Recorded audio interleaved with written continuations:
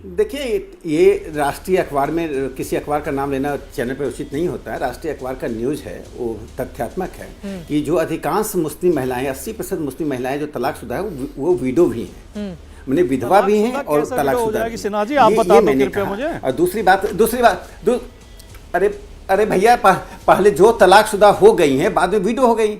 क्या बात करते हैं आप? ऐसी बच्चों वाली प्रश्न पूछ रहे हैं। तलाकशुदा विडो वो होगी जिसके पति की मौत होगी। विडो वो होती है जिसके पति की मौत हो। जब पति ही नहीं है तो विडो कैसा हो जाएगी? आप बता दें। अरे भैया, आप बता दें। अरे भैया, वो तो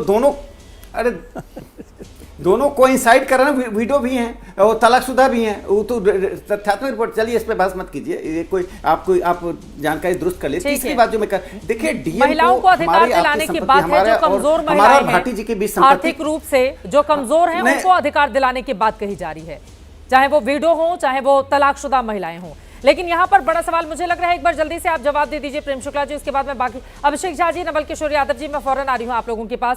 प्रेम शुक्ला जी वो कई मामले गिना रहे हैं, कह रहे हैं इन सबसे ध्यान भटकाने के लिए, और उत्तर प्रदेश के मामले में उन्होंने सुप्रीम कोर्ट की जो टिप्पणी सामने आई है उसका भी जिक्र किया कि वक्फ बिल को लेकर, और मल्लिकार्जुन खड़गे भी कह रहे हैं कि 3-3 बजे रात तक ये लोग बिल पर बहस करवा लेते हैं, लेकिन जो अहम मुद्दे हैं उससे भागती है बीजेपी। कौन से अहम मुद्दे से बीजेपी भाग गई? किसी मुद्दे से नहीं भागी। और सुप्रीम कोर्ट ने कहीं अलोकतांत्रिक असंवैधानिक शब्द का प्रयोग ही नहीं किया है। ये भाटी जी अपनी तरफ से जोड़ रहे हैं। अब एक मामले में सिविल मामले को क्रिमिनल मामला कर दिया, और इस आधार पर अगर कोई कह दे, कोई अदालत कह दे कि ये जो है पूरी तरह से आप जो है वहां कानूनी व्यवस्था खत्म हो गई है, तो एक अदालत से एक जज के यहां से रुपए मिल गए, इस आधार पर सारी न्यायपालिका बेईमान नहीं हो गई ना। तो इस तरह की टिप्पणियां अपने आप में अवांछित हैं।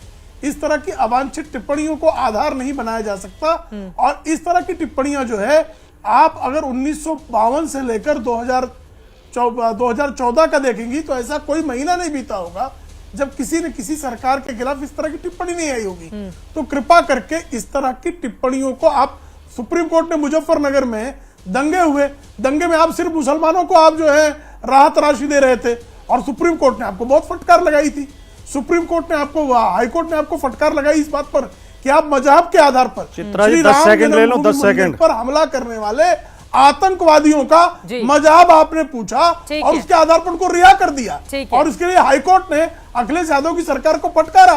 तो ऐसे में आप कहें तो 100-200 उदाहरण आपको दे दूंगा। आजम खान जो है, एक बुलंदशहर में बलात्कार हुआ, बलात्कारी कहने लगे, बलात्कारी प्रदेश को बदनाम कर रहे हैं, सुप्रीम कोर्ट ने कहा माफी मांगी है मंत्री जी। तो ऐसी तमाम टिप्पणियां जो है तमाम अवसरों पर होती रही हैं। और आप जहां तक गवर्नर्स की भूमिका है, आप मुंबई का एसआर मुंबई का मामला आप पढ़ लीजिए, आप देख लीजिए किस तरह से उत्तर प्रदेश में रोमेश शर्मा के खिलाफ सुप्रीम कोर्ट की क्या टिप्पणियां थी। कांग्रेस द्वारा नियुक्त की गए गवर्नर। ठीक है, वक्त पर ही रहते हैं, जल्दी से आप अपना जवाब दे दीजिए, उसके बाद और मेहमान एक भी टिप्पणी नहीं हो पाई, आधे घंटे से जुड़े हुए हैं। राजकुमार जी जल्दी से। मैं केवल इतना कहना चाहता हूं कि जब सुप्रीम कोर्ट की टिप्पणी को भी गंभीरता से लेने को तैयार नहीं है शुक्ला जी, तो कहने के लिए बचता ही क्या है? वो कह रहे हैं ऐसी तो टिप्पणी होती रहती है। दूसरी बात, 2013 का सुप्रीम कोर्ट का आदेश उठाकर ठीक से पढ़िए। सुप्रीम कोर्ट ने प्रशंसा की थी अखिलेश यादव जी की सरकार की कि उन्होंने बहुत जल्दी दंगों पर नियंत्रण पाया।